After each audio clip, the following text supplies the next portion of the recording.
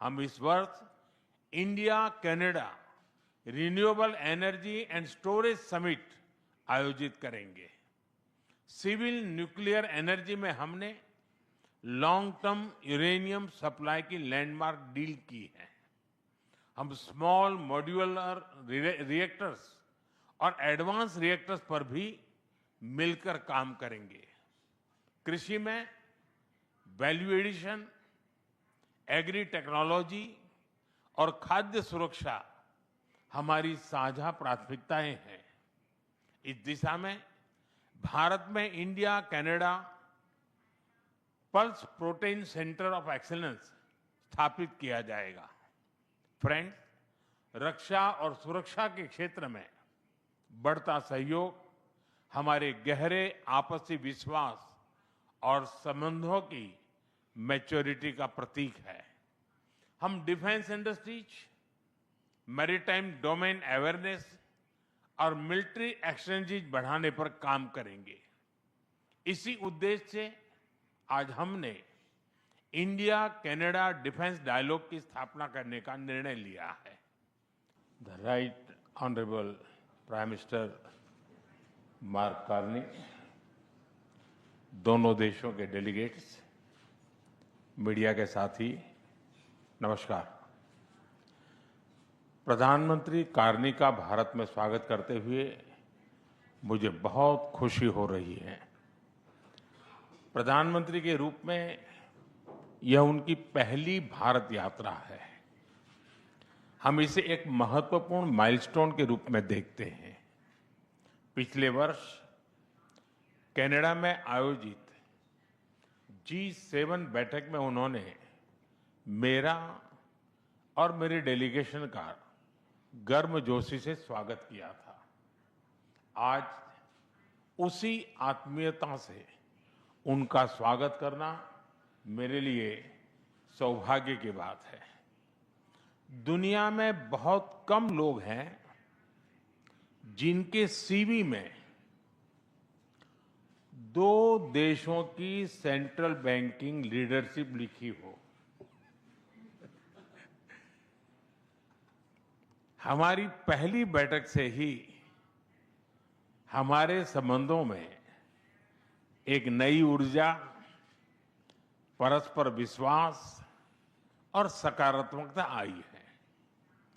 सहयोग के हर क्षेत्र में बढ़ते मोमेंटम का श्रेय मैं अपने मित्र प्रधानमंत्री कार्नी को देता हूं।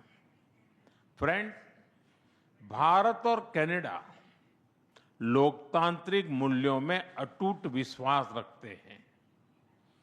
हम डाइवर्सिटी को सेलिब्रेट करते हैं। मानवता की भलाई हमारा साझा विजन है।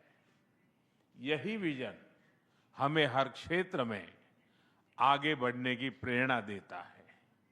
आज हमने इस विजन को नेक्स्ट लेवल पार्टनरशिप में ट्रांसफॉर्म करने पर चर्चा की।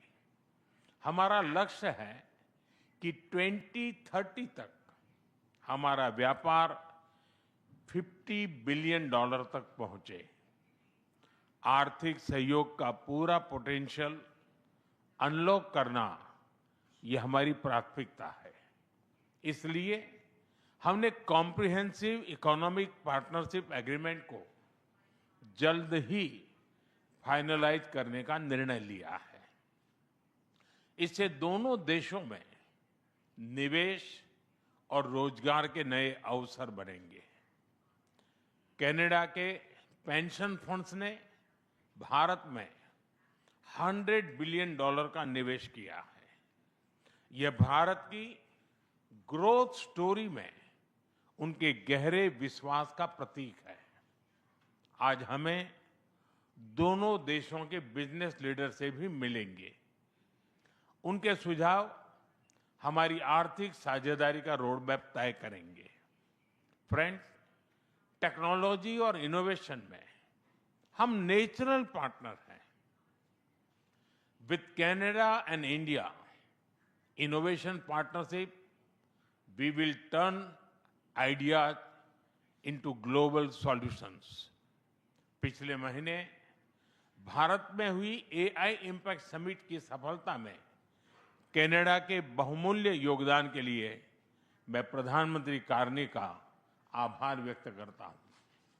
हम एआई के साथ साथ क्वांटम, सुपर कंप्यूटिंग और सेमीकंडक्टर्स में सहयोग बढ़ाएंगे। क्रिटिकल मिनरल्स पर आज हुआ एमओयू रिजिलियंट सप्लाई चेन्स को मजबूती देगा। स्पेस सेक्टर में हम दोनों देशों के स्टार्टअप्स और इंडस्ट्रीज को जोड़ेंगे। फ्रेंड्स, प्रधानमंत्री कार्नी के लिए एनवायरनमेंट कोई अलग एजेंडा नहीं, बल्कि इकोनॉमिक स्टेबिलिटी का हिस्सा रहा है। ऊर्जा के क्षेत्र में हम नेक्स्ट जनरेशन पार्टनरशिप बना रहे हैं, जिसमें हाइड्रोकार्बन के साथ साथ रिन्यूएबल एनर्जी, ग्रीन हाइड्रोजन और एनर्जी स्टोरेज पर विशेष बल दिया जाएगा।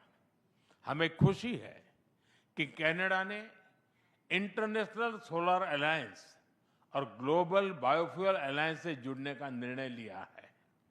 हमारे साझा प्रयासों को आगे बढ़ाने के लिए friends, people to people ties हमारे संबंधों की असली ताकत है। आज हमने इन्हें और मजबूत करने के लिए कई महत्वपूर्ण निर्णय लिए हैं।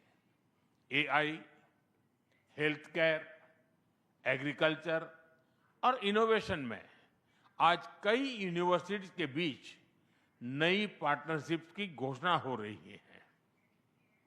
हम कनाडा की यूनिवर्सिटी द्वारा भारत में कैंपस खोलने पर भी सहमत हुए। इंडिजिनस और ट्राइबल कम्युनिटीज हमारी साझा सांस्कृतिक विरासत का महत्वपूर्ण हिस्सा है। सांस्कृतिक आदान प्रदान बढ़ाने के लिए दोनों पक्षों के बीच आज एमओयू किया गया है। फ्रेंड्स, भारत के लिए कनाडा इंडो पैसिफिक में महत्वपूर्ण साझेदार है। इंडियन ओशन रिम एसोसिएशन में डायलॉग पार्टनर बनने में उनकी रुचि का हम स्वागत करते हैं। इससे हमारे मैरीटाइम सहयोग को नई गहराई मिलेगी। हम सहमत हैं कि टेररिज्म, एक्सट्रीमिज्म और रेडिकलाइजेशन दोनों देशों के लिए ही नहीं, पूरी मानवता के लिए साझा और गंभीर चुनौतियां हैं। इनके विरुद्ध हमारा करीबी सहयोग वैश्विक शांति और स्थिरता के लिए अत्यंत महत्वपूर्ण है। विश्व में चल रहे अनेक तनावों को लेकर भारत की सोच स्पष्ट ही है। हमने सदैव शांति और स्थिरता बनाए रखने का आह्वान किया है, और जब दो लोकतंत्र साथ खड़े होते हैं तो शांति की आवाज और भी सशक्त हो जाती है। पश्चिम एशिया की वर्तमान स्थिति हमारे लिए गहरी चिंता का विषय है। भारत डायलॉग और डिप्लोमेसी के माध्यम से सभी विवादों का समाधान का समर्थन करता है। इस क्षेत्र में मौजूद सभी भारतीय नागरिकों की सुरक्षा के लिए हम सभी देशों के साथ मिलकर काम करते रहेंगे। एक्सेलेंसी, आपकी यात्रा से हमारे सहयोग के हर क्षेत्र को एक नई ताकत मिली है।